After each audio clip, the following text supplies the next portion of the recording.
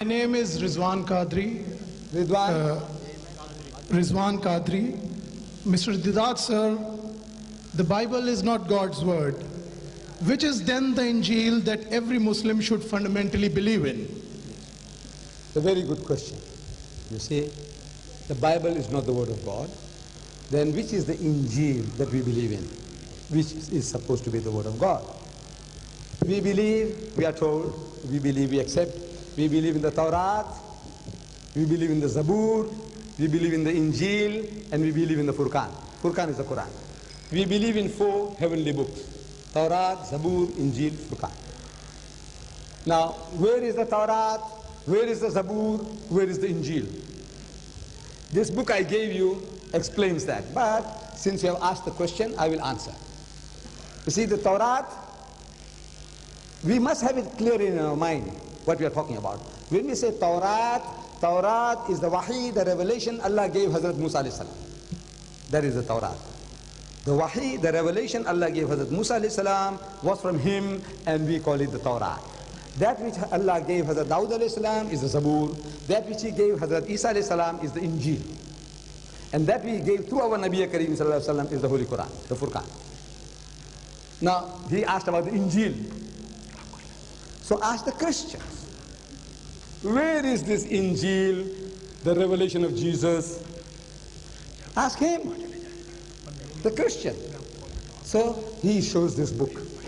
He gives you this book, the Bible, and he says, now all this is here. So they have divided this book into 2 portions called the Old Testament and the New Testament.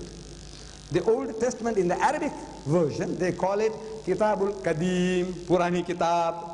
And the New Testament they call Kitabul Jadid, means the new book, New Testament. Then the New Testament, they have got Injile Matthew, Injile Marcus, Injile Lucas, Injile Johanna. Injile Matthew, Marcus, Lucas, Johanna. So I'm asking, where is Injile Isa?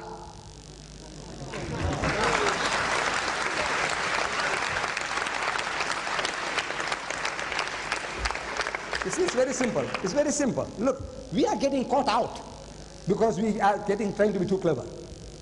I have seen learned people, professors of English and Arabic. They want me to deliver talks in the Middle East, in Saudi Arabia and the UAE. While I'm speaking in English, they want to translate simultaneously. It's not, I can't do it, but they say, no, you must do it sentence by sentence, paragraph by paragraph. So at times they say, no, this is how it must be done. So I have to appease my Arab brethren. I said, all right. So I said, now the subject is what the Bible says about Muhammad.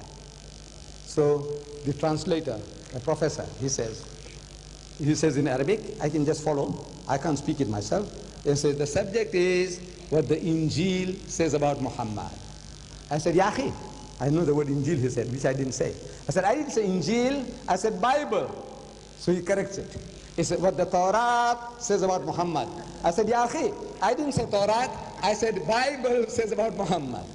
Now he doesn't know what the Bible is. The Bible is not the Torah, the Bible is not the Injil. So you're getting caught out without any of this thing. You put your neck in and you want to have it chopped off, and you want to know why I'm getting into difficulties. I said, the Bible is the Bible. Bible means a book. Comes from the Greek word biblos. Biblos means book. Kitab, that's what it means, a kitab. So why don't you, he says kitab and you say Torah. He says kitab and you say Injil. You're making a fool of yourself. So we are believing in what Torah, Zabur and Injil is what Allah gave to Hazrat Musa alayhi salam, Hazrat Dawud alayhi salam, and Hazrat Isa alayhi salam. Not what was given to Matthew, Mark, Luke and John. And this was not even given to Matthew, Mark, Luke and John. Out of the 4 Gospels, these 4 Injils, the 2 of the Gospel writers, Mark and Luke, were not even the disciples of Jesus. Jesus went and selected 12. These 2 were not one of those. So 40-50% is already out. Then the Bible says, these Gospels, they said the Gospel according to St. Matthew, the Gospel according to St. Mark, the Gospel according to St. Luke, the Gospel according to St. John. I said, ask him, what is according to, according to, according to? Why you say according to? If this is Matthew's Injil, say Matthew's Injil. Why you say according to? Because Matthew didn't sign his name, Mark didn't sign his name, Luke didn't sign his name, John didn't sign his name. These are anonymous books. No signature of anybody, no names whatsoever. They just thought, put Matthew, put Mark, put Luke, put John, and Jesus did it. I said, now all this knowledge is given to you in a nutshell, pre-digested. You learn it, master it, and you go to town, and there isn't a Christian born who can stand before you.